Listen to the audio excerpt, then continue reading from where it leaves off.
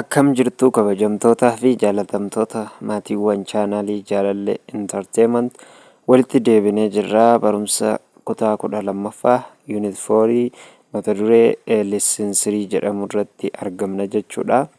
Mata duree keenya kan irraa kana waliin ilaaluun duratti maatiin jaalallee intarteement warri taatanii jirtan marti barattoota kutaa 12ffaatiif gaafiiwwan baay'ee qopheessinee gaafii kana karaa yuutuubii fi teelegiraamiitiinis kan gadhiisnu ta'a. Akkasuma karaa miidiyaa keenya feesbuukiitiinis yeroo gabaabaatti isin biraan ga'uu eegalla jechuudha.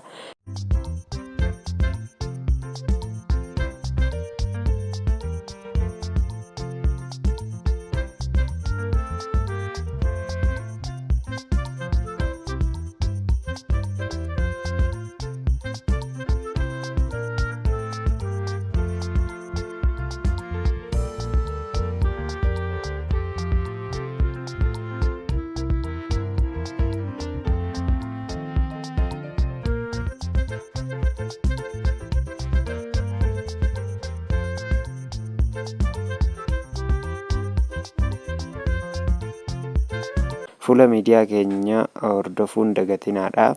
Akkasuma immoo karaa yuutuubiitiin namoota sabiskiraayibaroota haaraa ta'an 10 ol hirmaachisanii imeelii 10 kan maqaa garaagaraa qabu kan duraa otoo hin taane haaraa isa ta'een sabiskiraayib gootanii maqaa keessan achirratti barreessitaniif imeelii 10 maqaa keessan guutuu amma akaakoo keessaniitti jechuudha.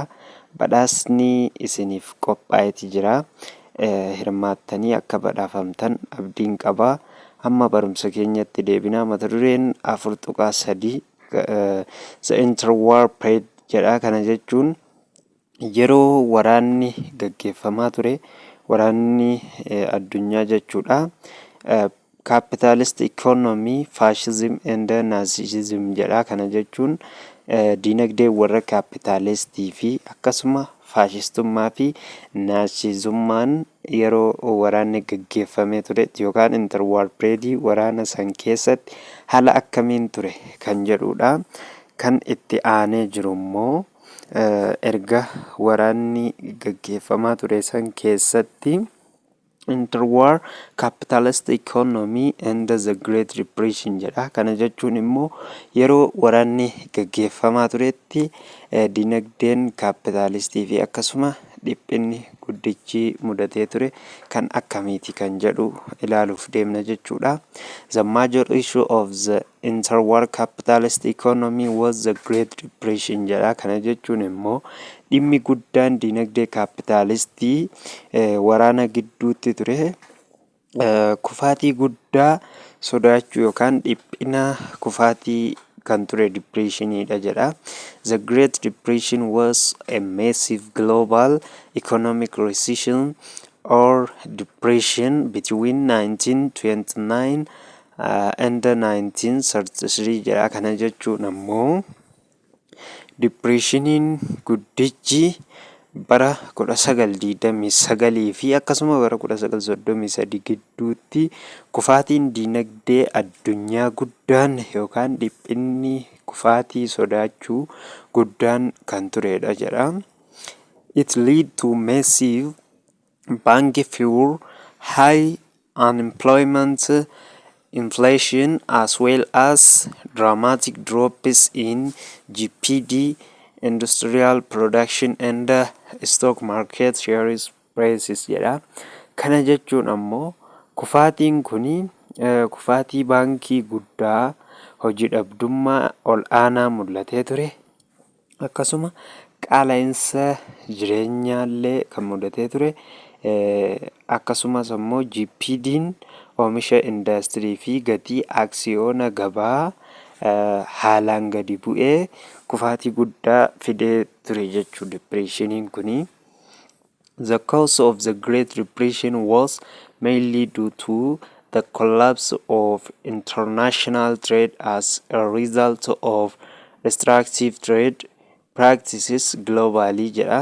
Kana jechuun ammoo sababni kufaatiin guddaan irra caalaa kufaatii idil addunyaarraan kan ka'e ture daldala sababa barmaatiilee daldala daangeessaniin addunyaarratti mudataa tureen wanni kuni kufaatiin idil addunyaa kan dhufedha jechuudha. Many nations jedha biyyoonni kamiyyuu experienced a decline through the severity and timing differed from country to country. The World Depression of 1929 up to 1933 was the worst depression recorded in history jedha. Kana jechuun ammoo biyyoonni hedduun gadi bu'iinsa kan mudatan yookaan dinagdeen isaanii kan gadi bu'e ta'ullee yeroo waraanaa kanatti jechuudha. Dinagdeen kun hamaa fi kufaatiin kun jechuudha yeroon isaa biyyaa gara biyyaatti garaagarummaa qaba. Hammi inni itti kufaatiin dhufuu fi yeroon inni itti dhufu garaagarummaa qaba. Dhiphinni addunyaa guddaan bara 1929 hanga 33tti dhiphina sammuu hamaa seenaa keessatti galmaa'e ta'ee galmeeffamee ture jechuudha. The depression hits non-industrial countries more harshly in one way than industrialized countries, since the price of raw materials and foodstuffs fell more sharply than the price of manufactured goods jedha. Kana jechuun gatiin meeshaalee jallisii fi meeshaalee nyaataa gatii meeshaalee oomishaman caalaa haalaan waan gadi kufeef yookaan gadi bu'eef gadi bu'iinsi kuni biyyoota industirii hin taane yookaan biyyoota industirii hin qabne karaa tokkoon biyyoota industiriin guddatan caalaa haalaan akkatti hammaatu yookaan akkatti rakkaatuun haala ulfaataa ta'een rukute jechuudha wanni kuni. The World Depression was jedha kan asitti argaa jirtan kuni. The World Depression was an economic and political turning point in the interwar period jedha. Kana jechuun ammoo kufaatiin addunyaa yeroo waraana gidduutti ture jijjiirama dinagdee fi siyaasaa kan fidu ture jedha. The political effects of the depression were disastrous internationally jedha. Kana jechuun dhiibbaan siyaasaa dhiphinni kun sadarkaa idil addunyaatti fidee balaa guddaa geessisee ture yeroo sanitti jechuudha. The depression helped the militarists to take power in Japan and was a major factor in enabling Hitler and the Nazis to take power in Germany in January 1933 jedha. Kana jechuun dhiphinni kun yookaan rakkinni kufaatiidha kuni waraana Jaappaan keessatti aangoo akka qabataniif kan gargaare yommuu ta'u Hitlerii fi Naaziin gurraandhala 1933tti Jarmanitti aangoo akka qabataniif sababa guddaadha ture jechuudha wanni kuni. The world was then again to on the road to war jedha. Kana jechuun ammoo yeroo sanatti addunyaan ammaas karaa waraanaarra turte yookaan waraanni hin xumuramne yeroo Jarmanitti Hitlerii fi Naaziin qabatan kanatti yeroo Jaappaanitti waraanni aangoo qabatu kanatti jechuudha.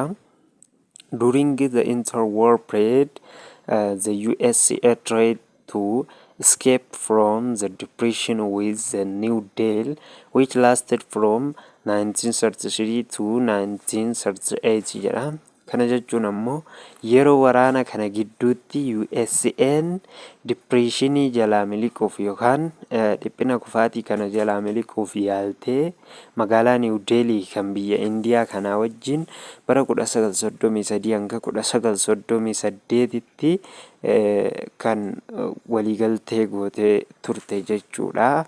Karaa bahaa kanatti hidhannoo sii jabeeffatte jechuun New Delhi jechuun magaalaa guddittii Indiyaati.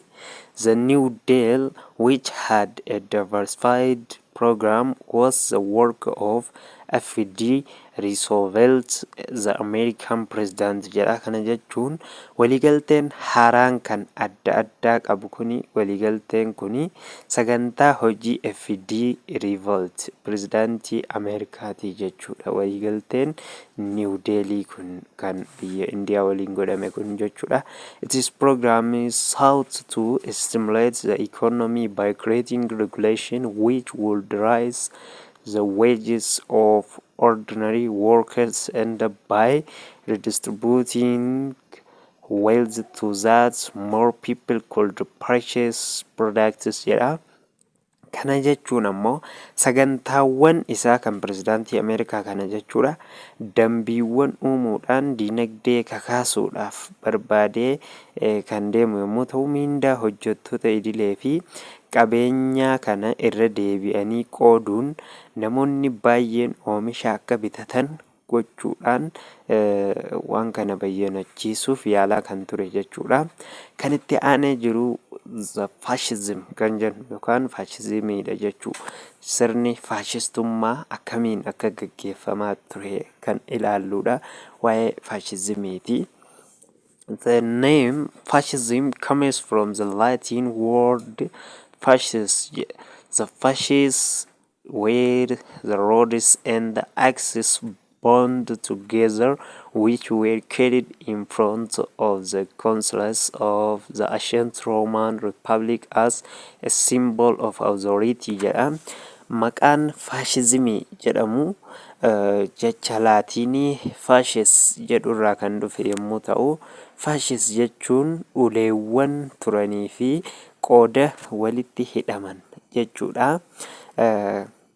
Kun immoo akka mallattoo aangoo konsuloota Rippaabilika Roomaa durii fuulduratti baatamu yookaan qabatamu mallattoo sana kan ibsu ture jechuudha. Aanga'oota waan kana qabataniin mallattoo ta'e aangoo mul'isuudhaaf kan itti fayyadamamudha. Mussolini adapted the symbol of fasces and the name fascism with the power and glory of ancient Rome jedha.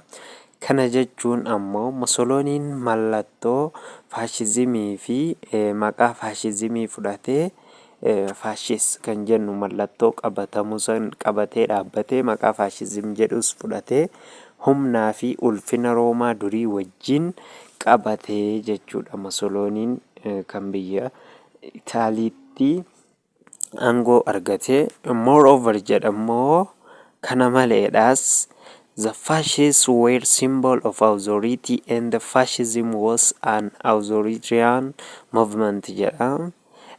Kanaan alatti yookaan ammoo kana caalatti faashistoonni mallattoo aangoo kan ture yoo ta'u, faashizimiin sochii abbaa irree kan argisiisu ture jechuudha.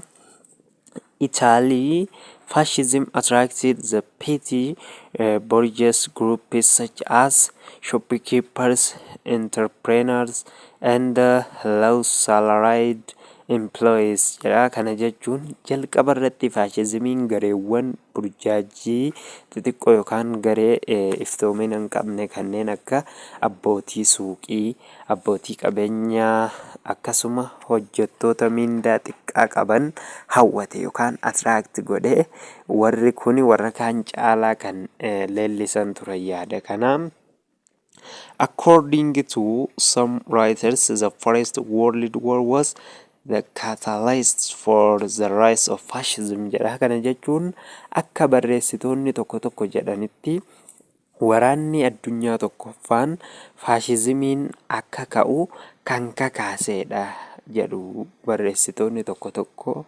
The war jedhammoo asitti kan argitan kuni produced a climate of post-war dissatisfaction and arrest of social and economic dislocation, full of fears and uncertainty with the old system jedha. Kana jechuun ammoo waraanni kuni yookaan waraanni addunyaa tokkoffaan kuni haala waraana booda uumeen qufa dhabuu fi akkasuma jeequmsa hawaasummaa fi diinagdee buqqa'u akkasuma iddoo irraa buqqa'u sodaa fi akkasuma wantoonni yaadaman milkaa'uu dhabuudhaan sirna duriitiin yookaan sirna of tuulummaa bara sana keessa madaalleetiin guutamee turedha.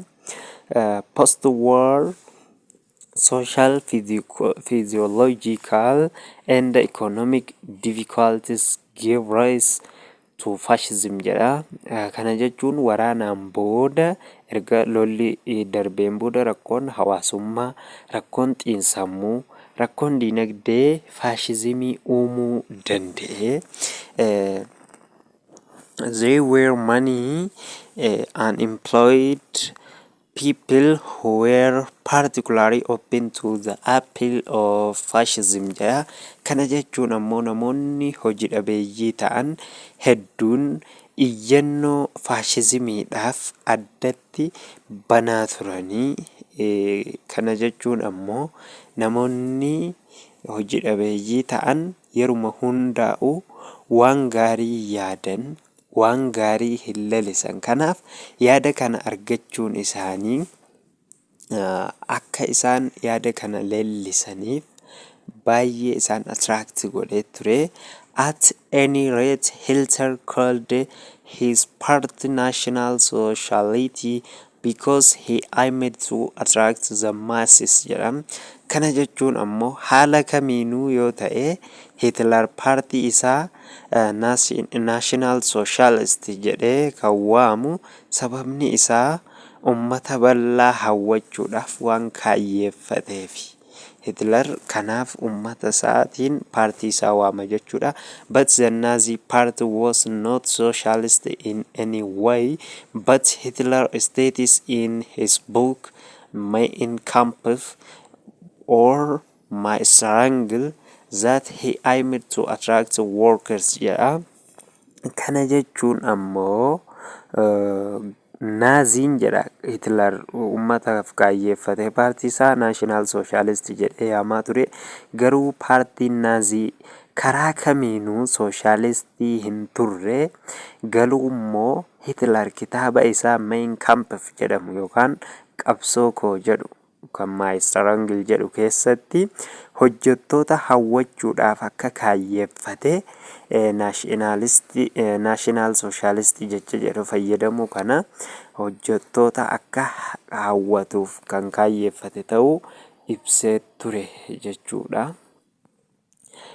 Fascism also appealed to the youth jedha. Kana jechuun faashizimiin dargaggoota waamicha dhiyeessee ture jechuudha. Dargaggootaa fi maaliifi kan jedhu immoo in the crisis-ridden economy of post-war Europe, many of the young were unemployed jedha. Kana jechuun diinagdeen yeroo muddama keessaa kanatti yeroo muddama keessaa ture kana waraanaan booda Awurooppaa keessatti dargaggoonni hedduun isaanii hojii dhabanii waan turaniifi post-war politics seemed disillusion, but fascism generated excitement jedha. Kana jechuun ammoo siyaasni waraana boodaan ture abdii kan nama kutachiisu fakkaachaa turullee garuu faashizimii gumaachuun miiraa fi kutannoo maddisiisaa ture dargaggoota Yuurooppii kanaa fi warra yaada kana deeggaranii. Kana qofa otoo hin taane another special group whom fascism appealed to were ex-soldiers and ex-officers, many of whom had never known any other occupation and who did not know what to do after the war jedha. Kana jechuun gareen adda addaa gareen faashizimiidhaan adda ta'e waamicha kana yookaan iyyannoo paartiin gaggeesse kana namoota loltoota duraanii fi akkasuma qondaala duraanii yommuu ta'an, namoonni paartiin kun itti iyyate baay'een isaanii hojii biraa beekanii kan hin hojjennee fi waraanaan booda maal akka godhan warra hin beekne namoota turanidha jechuudha. Namoonni waamichi godhameef kun. They sometimes felt too that the government in power had betrayed them in the peace settlement jedha. Kana jechuun ammoo yeroo tokko tokko mootummaan aangoorra jiru qubsuma saffisaa irratti akka isaan gatees itti dhaga'amaa ture. Wanni kun maaf ta'e wanni jedhamu sammuu isaanii keessatti dhaga'amaa ture. Also, in fascism, the ex-soldiers found the sense of commandership and solidarity they had known in the war jedham. Kana jechuun ammoo faashizimiin hayyoota tokko tokko keessattuu dargaggoota hayyoota haala waraana booda jirurratti kan hawwate ta'ullee jedha. Fascism also applied to some intellectuals, especially young intellectuals who were dissatisfied with the post-war situation. The post-war crisis led many young intellectuals to join either Marxism and fascism jedha. Kana jechuun ammoo akkasuma faashizimii keessatti loltoonni duraanii yookaan post ex-soldiers kan jennu kuni miira jaalalaa fi gamtaa waraana keessatti beekan argatanii turan. Miira jalqaba beekan faashizimiin lamada mootiif godhee kan kakasuuf ture.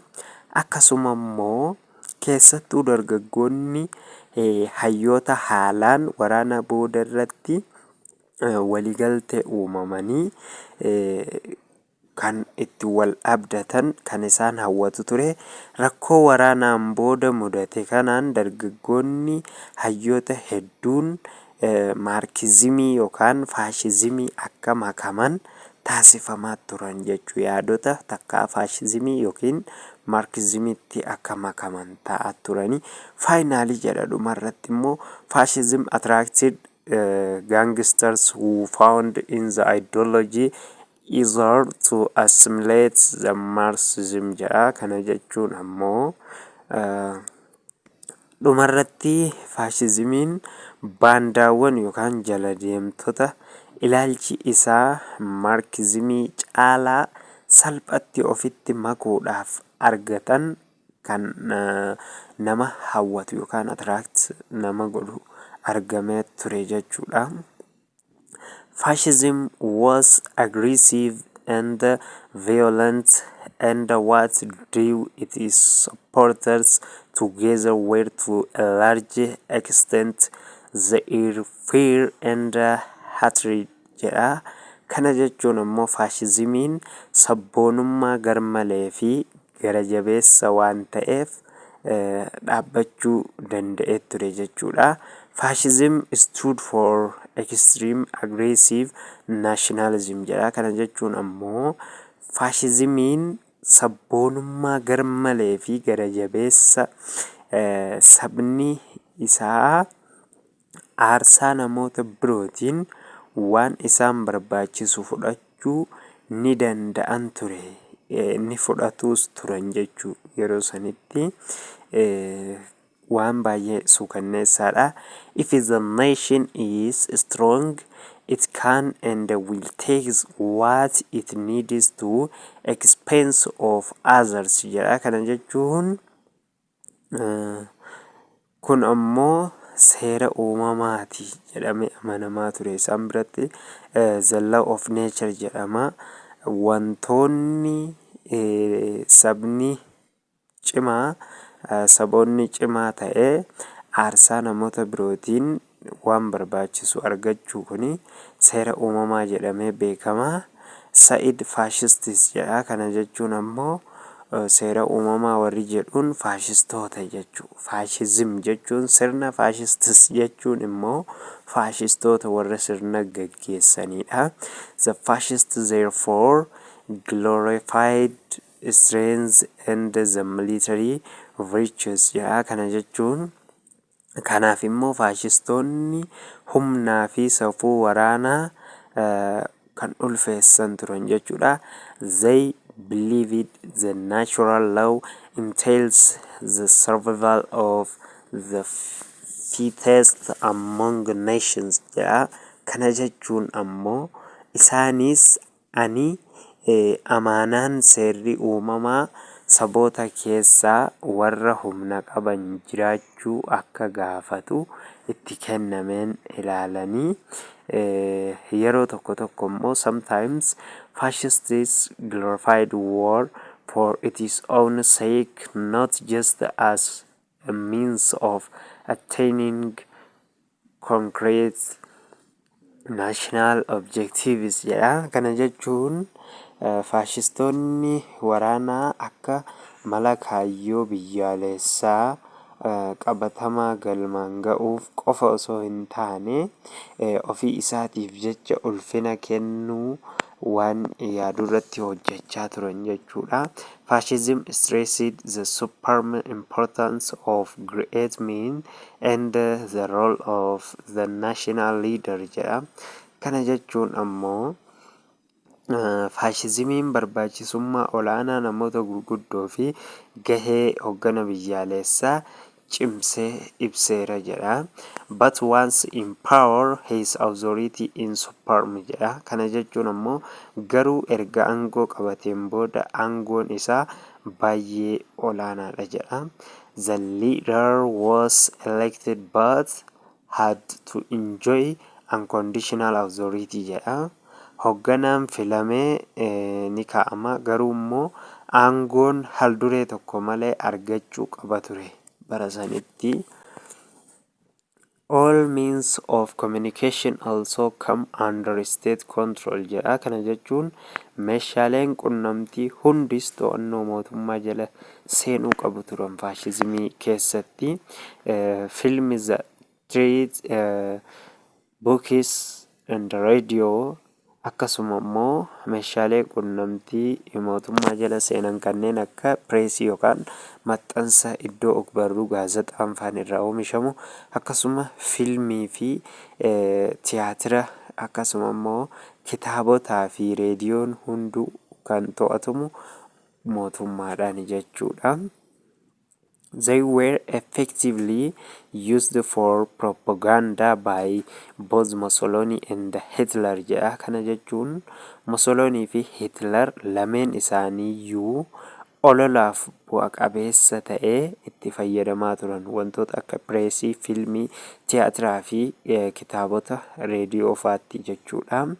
Fascism tends toward racism, the belief that certain ethnic groups are superior in intelligence, creativity, moral willpower, etc. jedha. Kana jechuun ammoo faashizimiin gara sanyummaatti kan ce'u yoo ta'u, saboonni tokko tokko sammuu, kalaqa, fedhii, naamusa, aangoo fi kan kana fakkaatan caalaa jedhanii amanuu.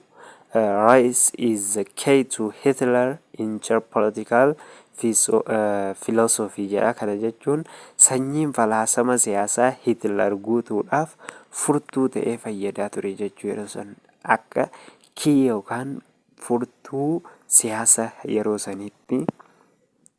He believed that the highest race of all in the Aryan race jedha. Sanyii hunda caalaa sanyii ol aanaan sanyii Ariyaanota akka ta'etti amanu ture Hitler jechuudha. The fascists say that the Aryan blood of the Germans is threatened by racial mixture with lower races jedha. Kana jechuun faashistoonni dhiigni Ariyaa warra Jarmanii sanyii gadi aanaa waliin wal makaa sanyiitiin balaadhaaf saaxilameera jedhu yookaan akkas jedhanii amananii otoo ariyaa sirrii ta'ee dhiiga gatii qabu yookaan sanyii caalu waan ta'eef hin miidhamu jedhamanii amananii. For Hitler the most dangerous race of all was that of the Jewish people jedha. Hitleriif ammoo sanyiin hunda caalaa gadi aanaa ta'e kan uummata Yihuudotaa kan ture jechuu sanyii Israa'elii akka Hitler yaadutti. Hitler said that the Jews in Germany must be driven out in liquidate jedha. Kana jechuun ammoo Hitler akkas jedhe Yihuudoonni Jarman keessa jiran ari'amuu yookaan qulqullaa'uu qabu jedhee amanaa ture jechuudha. Hitler Jiwushiin uummata namaa gadii, uummata salphataa fuula waaqaattii fi akkasuma duniyaa kanarratti illee uummata xiqqaataadha jedhee irratti duulaa ture. Kan itti aanee jiru The Rise of Fascism in Italy kan jedhudha. Kana jechuun maal jechuudha? Kan itti aanee jiru waliin yeroo biraa walitti deebina. Waan nu faana turtaniif guddaa galatooma.